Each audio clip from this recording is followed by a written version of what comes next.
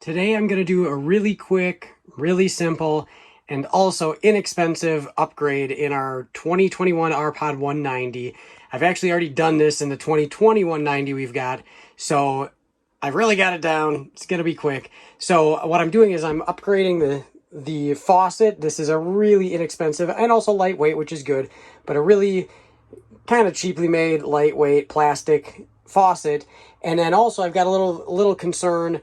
There's a bead of silicone along the back here, but in my other 190 I had a little bit of rippling in this whatever covering they've got over the wall. So I'm going to try and address that before it becomes a problem, and we're going to put in a little bit of a backsplash and upgrade the faucet since we got to take that out anyways. So under the sink here, I have unscrewed the hot and cold lines from the faucet, and then I was able to unscrew these thumb screws, or whatever you want to call them, that install on the faucet. So you can see the lines, there's the cold, there's the hot, the PEX lines with the fittings screw right onto that, and then you can remove the retaining rings. So no tools even necessary, and now we've got the faucet out. You can just see this is just nothing special, and that's fine. Here's our faucet. This I just picked up from Menards, and it was $30, I believe. 29 bucks. It's a nice nickel finish. Of course, you can get whatever finish you want. It's got brass hookups on it. It lines up perfectly. That's important, that the depth is even the same. And you can see here's the thumb screws that hold it on. But it was important that I got exactly the same depth, the same width. It's a standard household bathroom faucet, but I wanted this to be really simple. And so I was originally going to get a faucet that had like a single valve in the middle that you could go cold or hot, but that had different hookups and it was going to be more complicated, so I went with this one. It just feels a lot more substantial. It's going to look nice, and it was $30. Now that I've got the faucet out, I have cleaned, and here's one of the problems. There was not really any silicone behind the faucet. It's almost like they siliconed it after the faucet was in. So we're going to address that. So I've got the silicone cleaned up a little bit. I didn't fully remove it. It doesn't have to be, but I've removed as much as I could scrape out of there, and I've cleaned everything up good. So now we're ready to put in our backsplash. I've literally already got a bunch of silicone on it. I just got a tube of GE white silicone, advanced silicone, 100% waterproof. So you can see I've got a bunch of beads across the back of it.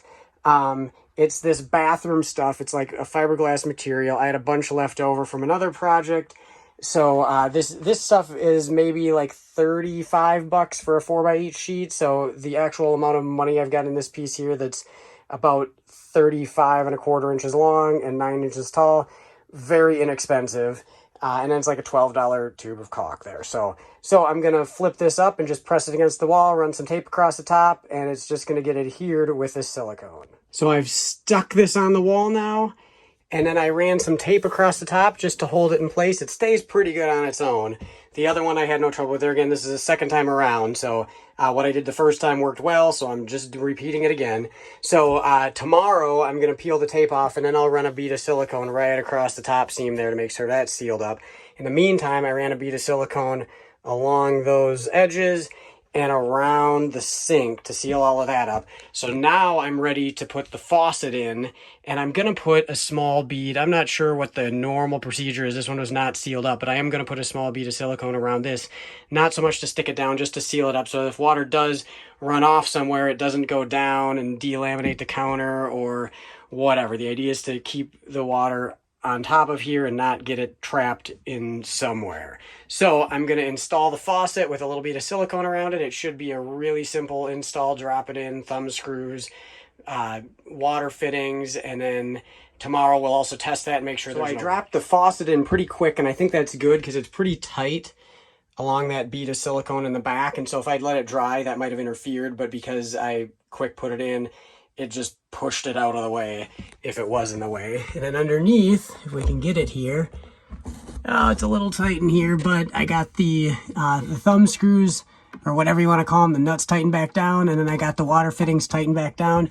And tomorrow we'll get it some water pressure and just verify that everything works and that we don't have any leaks. Of course, you also want to make sure that you get the red one to the hot side and the white one, the cold, to the cold side, just like they were to begin with. But so tomorrow We'll test the plumbing, make sure there's no leaks. We'll peel off the tape and run a bead of silicone across there. And there you have it. It's pretty low profile, but that's kind of the beauty of it. It'll add a little bit of ruggedness to it. It'll be certainly more water resistant having that fiberglass panel there. And for the most part, you're just not really going to notice it. And then the sink faucet there really was a nice upgrade. I've already upgraded to an Oxygenetics nickel finish shower head. And then the kitchen sink here has a pretty decent faucet. So kind of a nice way to finish things off. And yeah, nice upgrade for durability and aesthetics. Here we are the next day. I've got the tape peeled off the top, ran a bead of silicone across the top. So there is the finished product. So this should apply, I would think, to a lot of RVs, but that's just what I did in this one. And the result turned out really nice.